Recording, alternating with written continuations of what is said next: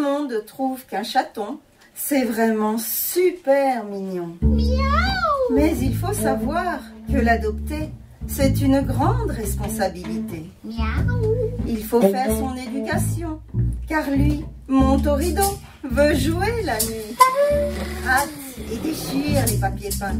Ce n'est pas très drôle, ça en est loin.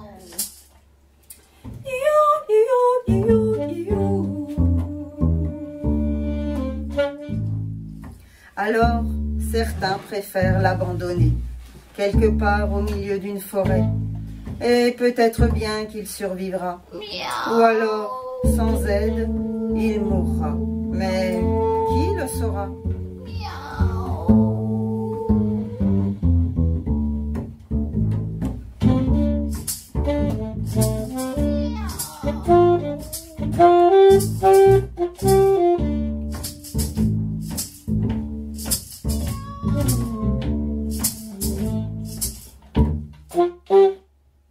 Et il y a hélas bien d'autres cas qui finissent par l'abandon d'un chat.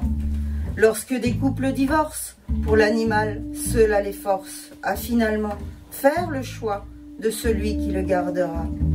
Mais hélas, dans certains cas, l'animal devient un poids.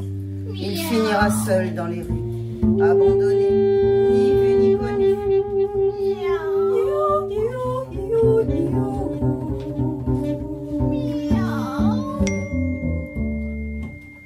Quand une personne est décédée, son chat va souvent se retrouver livré à lui-même, car les enfants, pour s'en occuper, n'ont pas le temps. Un autre moment tragique est celui du départ en vacances. C'est tellement plus pratique de l'abandonner. Quelle délivrance! On ne savait pas quoi en faire de cet animal, la belle affaire. Et pour se déculpabiliser, on se dit alors en secret que d'autres personnes le trouveront et sûrement s'en occuperont.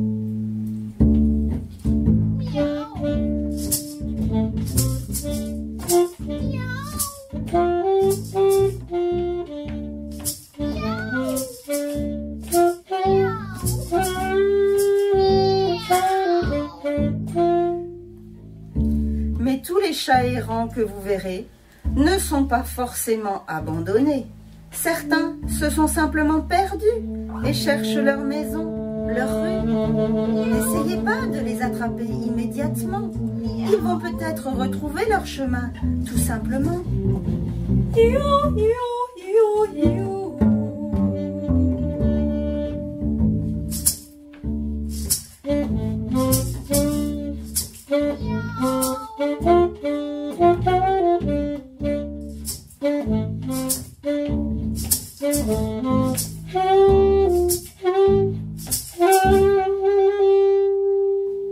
Mais si vous voyez un chat errant revenant régulièrement dans la même zone depuis quelque temps, s'il n'est pas au voisin, s'il est maigre, s'il a faim et qu'il se laisse approcher, alors il faut penser à l'emmener à la fourrière pour animaux trouvés ou chez un vétérinaire qui pourra vérifier si le chat est identifié, pucé ou tatoué. Il le fera gratuitement. Si, assurément.